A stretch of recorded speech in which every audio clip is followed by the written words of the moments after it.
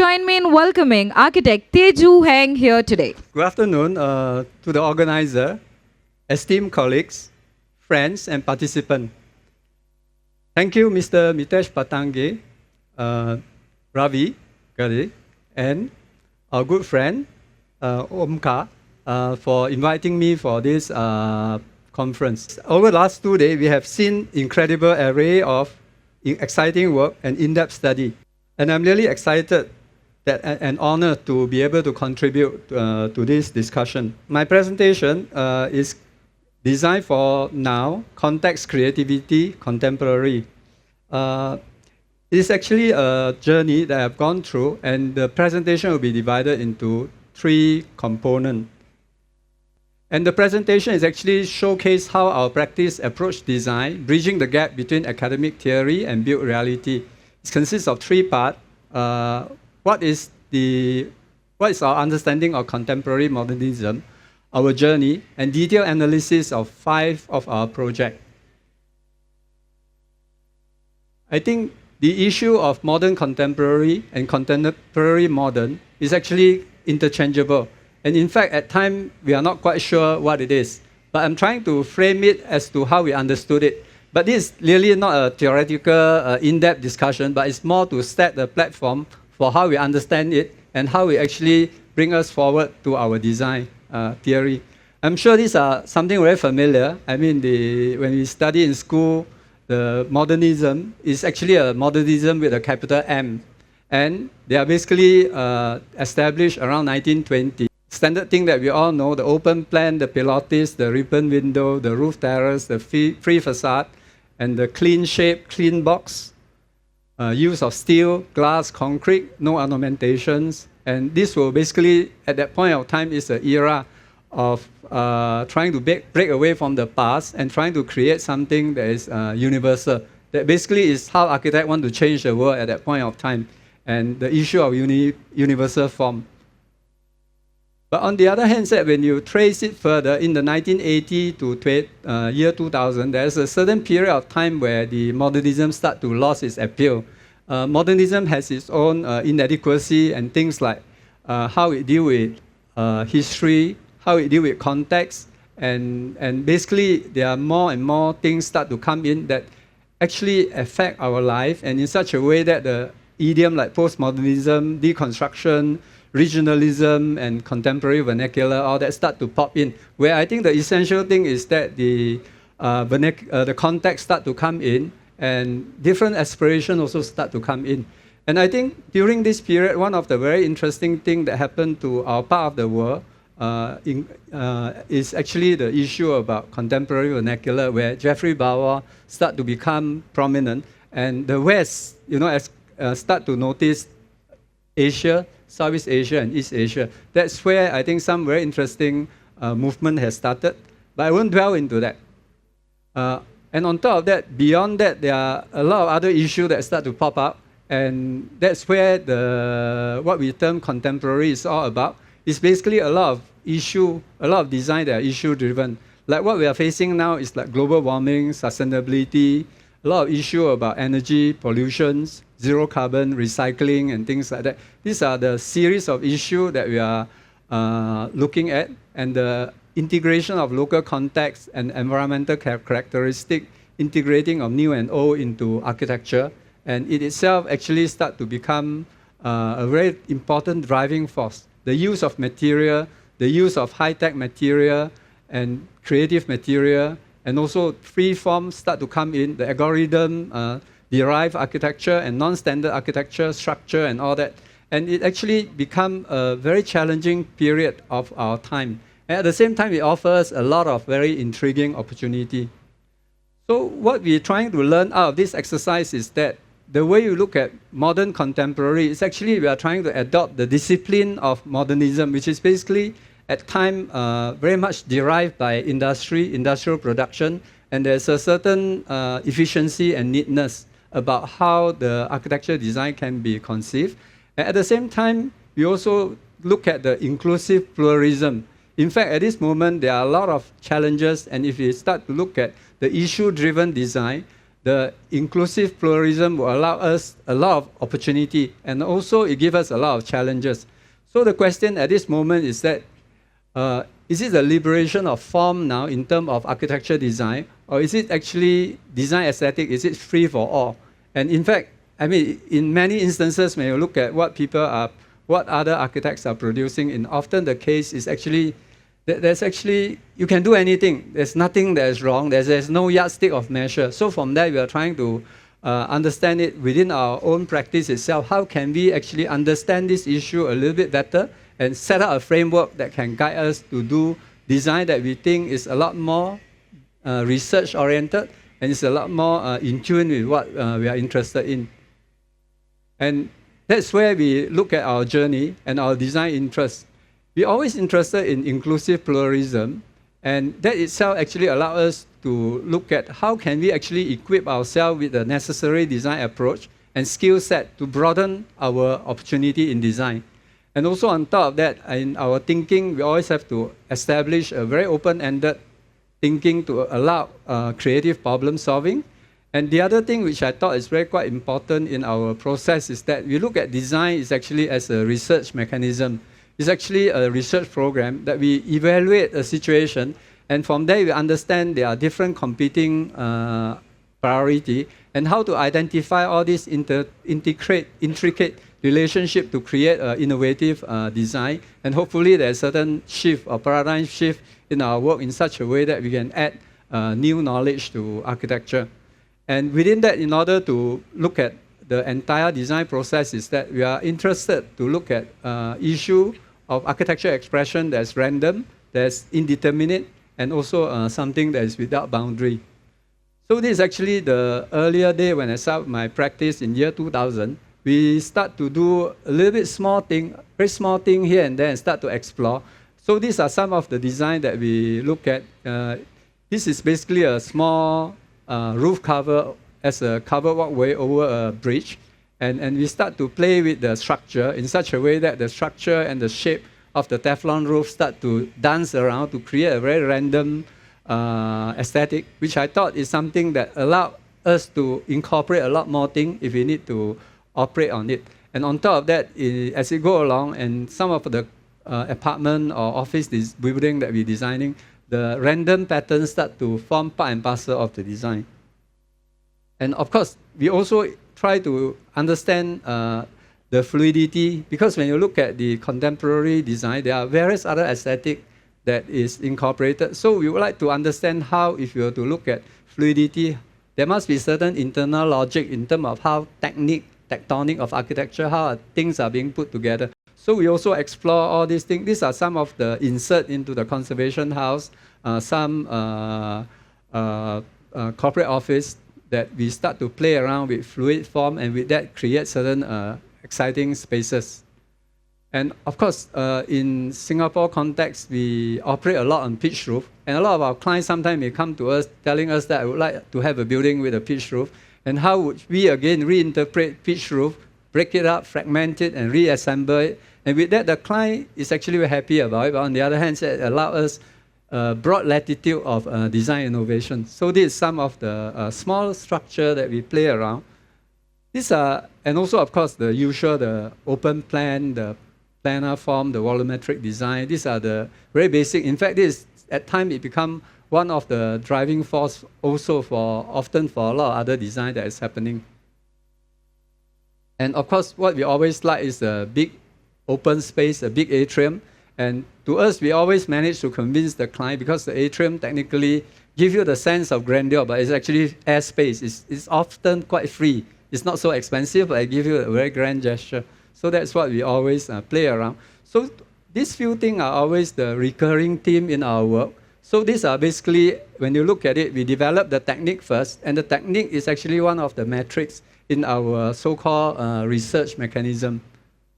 So we're also quite interested in craft in such a way that, because in Singapore we have to do a lot of things with the intention to reduce labor, but on the other hand, the prefabrication itself may not be necessarily the solution. So when we start to look at detail, we make a lot of models, and we also use model to start to resolve some of the junction and how it can actually eventually being developed. Just like, for instance, this small pavilion, we started with the model with all the details, and on construction site, we put them together and start to understand all the components and reassemble it. And at the end, this is the effect that we are going to get. It gives you a very crisp, interesting design. But on the other hand, there's tremendous amount of effort that you have to put in to get this thing organized properly. Of course, I mean, this is another thing that we are, it is actually a house at the Sentosa Cove overlooking the so-called lagoon. And we actually play with the sunscreen, which on one hand, trying to shade the sun. And also when you look out from the bungalow, there are also certain views that you don't want to see. They may not be that pretty. So we play around with the sunscreen that at times also can shield certain view that we don't want. And itself, through a very interesting low-tech fabrication process of bending metal, we are able to create some very exquisite and interesting facade. So at the end of the day, we look at it, when you look at the design process itself, we always use the word redefine. Redefine is technically one of the keywords for our design inquiry. And from there, when you look through the process that I've gone through the earlier journey, we actually play around in many things, from planning to search for appropriate form and space, and various design technique, programming and reprogramming of the usage, looking into construction detailings and all sorts of things. This will in itself give us the basic latitude of design technique that we can actually operate. But it's sort of like all these things happening is not in a sequential basis. They are in between. There are different type of projects that come in. And basically these are sort of like a post-mortem analysis of our thinking and design process. And I think this, I must really appreciate this opportunity. It allowed me to basically look back what we have done and how to curate the journey that we have. So that's what we're happy to share with you. And of course, when you look at this, creativity can happen in many levels. As you can see, you can actually look at detailing, you can look at form, you can look at shape. I mean, just like one of our colleagues yesterday who is very interested in steel construction, and that in itself can be a very interesting thing as far as part and parcel of the design and redefine construction and how steel can actually be used. So these are something that I look through, and from there you start to look at whether we have more or less through that develop certain metrics and design methodology as to how we can actually design in a more creative way. So of course, when you come to design, there's always choices. And of course, often the case, the choice cannot be value-free. You as a participant in the design, you will impose your own value. So because of that, you like to look at that design cannot be devoid of our interest at that point of time when the program comes to us. And of course, as I always say, design to us, we look at it as if it's a research program, and there are often very competing priority, competing issue that at the end of the day, we have to synthesize and we have to set priority, and from there, re-emerge into interesting inquiry, and with that, hopefully coming up with some interesting solution. So this perhaps a page that summarizes our so-called hidden back of the room working processes. And I will share with you 5 works that we have worked on over the last few years. The time frame is not in the chronological order, but it just happened to put it together in that manner.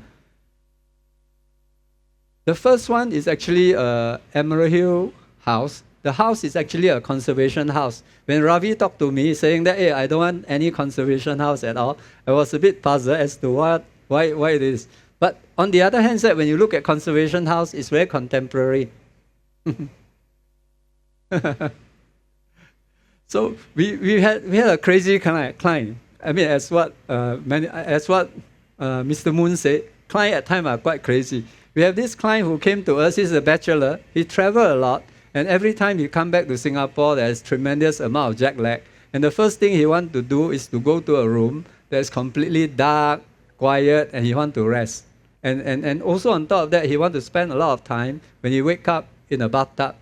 And he wants to soak there for about an hour. At that point of time, he's watching CNN for the news. So what we thought is that how would we actually look at this seemingly very simple program? So if you want something that is so cocoon-like, so one of the metaphor that we came up is basically is how to create a womb-like type of a space where you can come in. And on top of that, when you start to look at all these things, there are a lot of organic concepts start to come up. So what we thought is that why not we start to do insert as an organic insert into the conservation house, which is mainly consists of two party wall. The rest is up to you to play around. So this design is really like a sculptor. I'm not a painter, but at times I can be a sculptor. So what you see is that the simple thing is that the first story, which is mainly consists of all the open space for living, entertaining area, and the key thing is actually generated at the second story at the bedroom. The bedroom is round, and on top of that, there's an entrance space into the bedroom, which is slightly the number 3. Number 2 is the bedroom, and number 1 is where the elaborate bathroom is. So that's how the whole thing is being generated. So this is the very quick floor plan, and just basically to bring you through what the spaces is all about. It's quite a simple plan, but the important thing is that we always celebrate the staircase. The movement is something that is quite important. Plan is very simple, and from there we start to look at it. This is where the sculpting came about. It's basically a 3-dimensional insert into a conservation house. Surprisingly, we didn't have any problem with the conservation department in Singapore. Basically, probably at that point of time, they don't quite know what we are doing. So this from the outside, it looked pretty harmless, nothing serious about it. But when you go in, this is how the space are being sculpted. When you go into the bedroom, you have to go through a small foyer space where there's a little skylight that comes from the top. And after that, you go into the bedroom, which can be completely shut, and it's completely soundproof, and it's very quiet. And the client basically loved it very much that every time he come back, his problem is solved. And this is where the so-called the bathroom is. Everything is quite congested, so probably it's quite difficult to take a photograph to illustrate that. So probably at that, I'll leave it to your imagination. And this is at the attic level, and the sculpture form are flowing through the entire space. It's fairly long, and this is where we celebrate the movement to go up and the staircase, and how the sculpture is integrating and bringing down to the ground to bring people up.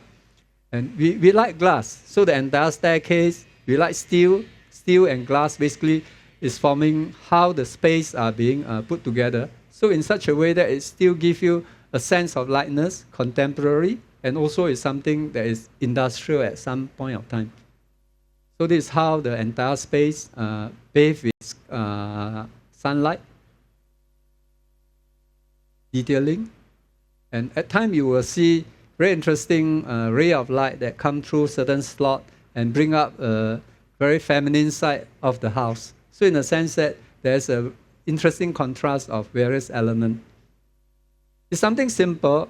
Basically, everything is white color, other than the steel and the glass. The steel is in black. So it's in a sense that it's quite poetic and quite minimal. The other project is basically a madrasa at one of the estate, the Kampung Siglap Mosque. The madrasa is actually a religious school. It's actually a very small school. And this is how it looked like. But I'll bring you through the design journey. You see, in Singapore, there's a little mosque next to the coast. You see, in 1954, the mosque is actually next to the sea. But in Singapore, we always reclaim land. So right now, there's no more sea. The mosque itself is more or less inland. And there are a lot of other development that come around this area. So in a sense that it's more or less sort of like enclosed by the apartment and housing and various other facilities around this place. There are also a lot of relics that we start to uncover. I think in Singapore, we don't have a long history like in India, where anything you touch is hundreds of years, you know. And here it's about 100 years, but to us it's actually a national asset. So there was actually a little mosque, which was the original mosque that was built by the fishermen. And of course, it was renovated here and there through time. And that's what it was when I first looked at the project. This is the site. In fact, this area is a Muslim area, but in Singapore context, sometimes through the pressure of land, we do exhume burial ground at time, build over it and things like that. So you look at it, across it now is a school which is sitting on the reclaimed land, and there are a lot of apartments. It become a very densely built area. So originally there was a design proposed to the Mosque Development Committee, which is an L-shaped block that basically blocked out everything. And the Mosque Management Committee wasn't very happy about it. On top of that, there's additional area to be put on it. So the issue is that in order to resolve this issue, they basically call a limited competition. So I was invited to participate in the competition. And in the competition, the design brief is very simple. They asked us to give priority to really the GFA, because function is very important to the client. If you can't meet all the area, I mean, nobody is interested. So, but for us, when we start to look at it, that's where we start to redefine what is needed. And in order for us to look at it, our priority is more to do with tropical design and how to go about dealing with existing built resources. We don't like to demolish things for whatever reason. So we look at this mosque, the little small mosque, 100-year-old mosque, as a historical resource. And that itself also relates very much to the memory of the place. When I talk to some of the old folks around the area, they really want to keep the mosque, but they are saying that there's no choice right now. We have to build all these things, and we really have to demolish it. But for us, we took that as part of our design research program and how to go about dealing with it to ensure that the GFA can actually be achieved. And on top of that, we can actually work out a very creative solution. So this is basically the existing condition. There's a side road next to it, and currently the building was fronted by a single-story building. Scale-wise, it's okay, but when you want to develop it with the additional area, you need a very creative solution. So this is basically Block D is actually, in terms of GFA, that's what you need to do. And when you do that, it's even more claustrophobic. Everything is purely enclosed. So what we look at it is that, is there any other way that we can deal with it? We always like to free the ground in the sense that for mosques, for religion, for mosque society, is that there will be they need a lot of flexible space. That during the month of Ramadan, there are a lot of prayer and there are crowds here and there. So how would we again trying to take this as an opportunity to create even more space? So what we have done is that there are certain essential components that we need to put on the ground. We basically put very little thing like the lift shaft, a small cafeteria on the ground floor, and free the rest of the area. Take out all the fencing so the space can be integrated into the side road. And whatever we took out, we have to find a place to how to deal with it. So in a sense that we resculpt it and put it in between space. It hover over the existing single-story building and whatnot. And some of the round shape is basically has some reference to the drum that years back when you call prayer, you're actually beating the drum because there's no loudspeaker. So that's certain historical reference here and there. And with that, we basically be able to keep the old single-story mosque and free the ground and create whatever other spaces that is needed. And that in itself created the resultant solution. And also with that, there's tremendous amount of porosity and air can come in, ventilation can go through, and the public space on the ground is continuous in the sense that it actually offer a more interesting and creative solution. It satisfies all the GFA, and we also created a lot of roofscape and all that can actually be used. So this is the plan. I'll just bring you through very quickly. I mean, we inserted all these so-called round object, and just to make sure that it basically are not too imposing, it's softer, and it creates a much nicer environment. And also in terms of the design, there's a lot of requirement in terms of how to create the arabesque. And what we have looked at is that we actually took out some of the existing floral pattern, The floral pattern in my part of the world is actually quite, it's belong to the Malay tradition, but it may not be totally Islamic. But on the other hand side, we take that out, playing with certain level of transparency and reverse effect on printed on the punched aluminum panels, and on top of that, the extruded aluminum frame in the universal Islamic pattern, and how we play with it to create that random effect, and that in itself is going through a series of assembly to create the arabesques that go around the building itself. So in short, that would be the eventual result that you have. You can actually still see the old mosque still revealed to the public, and there are a lot of other open space that you can get. And it gives you a very relaxed environment, welcoming.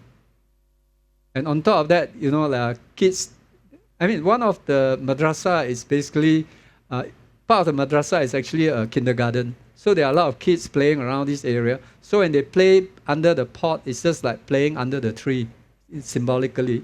And on the other hand, the Pilates and all that is very much part of the modernism. And if you know how to use it, it actually contribute to solving certain essential issue, especially when there's a lack of space, relationship between new and old, some of the lighting effect, and how people use the space. And there's also a playground on top, which is at the same level where the kindergarten is. So these are the various assembly that created this solution. Detailing, different way how things are put together, sculpture form, how kids play around. And the first story, which is mainly integration of the exterior and the interior. And of course, I mean, there's always lack of space, and there's always a value of space. The car park that allowed the bus to come in to drop the school kids, when the bus is away, it becomes a playground. So there's always a lot of duality and use of space. So, well, I'll bring you through to the third project. This is also, I mean, for whatever reason, we always somehow deal with a lot of existing building. That the client come to us, they want it to be demolished, but we find a way to tell them not to do so. This is also a very interesting journey that we have gone through. The client came to us with this house, and he's a banker, and he would like to demolish this thing to build a totally modern house. And basically his brief to us is very simple. I want a modern house that look like my friend, you know, and it has to be something even more special. So the question is that the issue of special has been bothering us quite a lot. And on top of that, there's inside the compound, there's also a big ficus tree, which we thought is something interesting that we need to see whether we can keep. And this is the view of the space after it's being renovated. And I mean, the construction process itself is all the very micro demolition process. And for sustainability, we basically purchase all the material within this region, very close in order to reduce the transport footprint and all the healthy products and things like that. And the aircon, there's a way to overcome it by using normal FCU, ducted no duct. But on the other hand, you don't use the AHU, so you don't have to end up with heavy, big ducts and things like that. So there are a lot of techniques that we have gone through, and a lot of the energy that we are using, waters and all that, are being captured and being studied and put together as a package. And we also have gone through all the just-in-time construction for the facade, for the steel structures and things like that.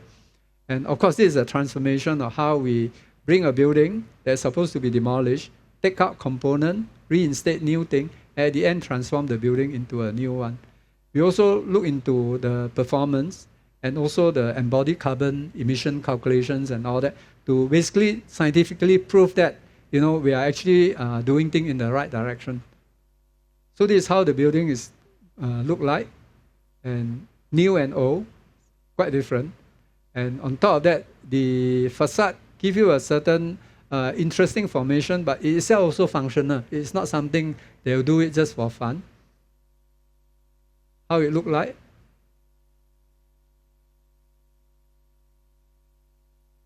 I mean, this is in contrast between a very corporate elevation versus elevation that is a lot more reactive to environment and is a lot more humanistic.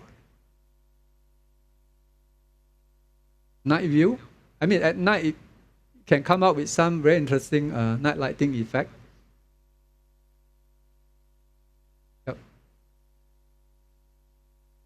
Yeah, this would be the last project that I want to share with you. This one is a project that is an interesting one. This project, we worked on it initially. This was designed and built by us about 10 years ago. And this is a community center. In Singapore, you have, in the housing estate, we often have this building, we call it a community center, which is basically mainly consists of a basketball court, outdoor, at time indoor, and a multipurpose hall, together with an array of rooms that provide communal facility for residents staying in the housing estate to use. And also this is an area where you start to administer the housing estate in a slightly different way. So we actually work on this project, and the idea is the same thing, that we are interested in tropical design, big roof, a lot of open space where air can go through. And interestingly, you can see one another. This building is basically the member of parliaments who run this constituency. He will come here for meeting with residents. So what we thought is that if the building is very transparent, you have giving a sense of transparency, in the sense that a lot of things are basically above board. So when the minister come to here for a meeting, people can see him. You can see what is happening inside. So in a sense that there's no secret, is actually doing things for the community. And it's actually a very well-used building. It's also being used as a shortcut. Next to it, there's a market and a hawker center. So it's always crowded in this area, and there are a lot of people playing at the basketball court. And when we came in again, this is a basketball court. And the building was very well used, so because of that, there's not enough space. So how to go about creating more space, and often the case you have to build over the basketball court. So we actually take that as an agenda, and we start to look into that. So technically, if you were to build over the basketball court, this is more or less the type of requirement that is needed. And how would you go about putting a building that is so close to one another? And how would you go about again in creating the porosity on the ground? And how would you again go about creating spaces that in time we think it should be flexible spaces as compared to very defined spaces? And we start to transform the building. The lower part will be a basketball court, and it will allow an integration with the plaza space. And the large multifunction spaces will be pushed to the top. And on top of that, you are so close to the existing building. What we have done is that we are using a lot of glass to allow people to look through the new building. So in the sense that there's a sense of transparency, so it's not claustrophobic. And on top of that, you need all the light and natural ventilations and things. So in a sense that there are a lot of porosity being created. Instead of a roof, a flat roof, a glass roof that cover over the skylight is broken up so air can go through. A lot of porosity is being created.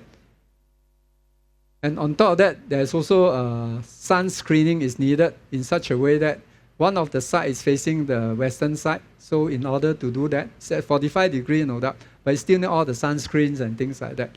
So we try to look at it, and why not all the sunscreens and a series of elements that is required for natural ventilation and performance of the building is converted to some sort of a rain sculpture. So that's how we start to play around with the rain sculpture and integration of the vertical landscape, recycling of the rainwater and things like that. And this is how, through the very simple shifting of block here and there, playing with height, and how the entire space is being created, that it will give you that level of porosity and also fulfill the demand. Just bring you through a very quick floor plan, multi-purpose space, section. And this is how the building look like. The roofscape is being converted to some sort of a performance space, and the series of the sun shading devices is converted into part of it sun shading, but in the in-between space itself, it becomes a rain sculpture. And this is how it looked like. The ground space continue, and it continue to flow. So the existing performance of this building in terms of urban space is not compromised. And of course, we have Pilates, use of concrete, glass, aluminiums, and things like that to create a very exciting elevation, and hopefully it's welcoming as well. And yeah, a series of things, detailings, and off-form concrete with simple timber panelings, random holes and pattern for the fun of it. Because there are a lot of kids that climb the staircase and they can actually look out here and there. It's for the fun of it. Yeah, some detailing.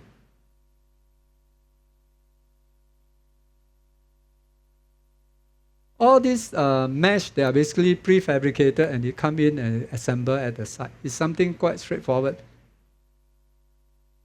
In between space, shadow. You can look through the multipurpose space to look at the surrounding. So in itself, it's also a concept of borrow landscape where the surrounding is become part and parcel of your building. So in the sense that you will not feel claustrophobic. The rain sculpture itself.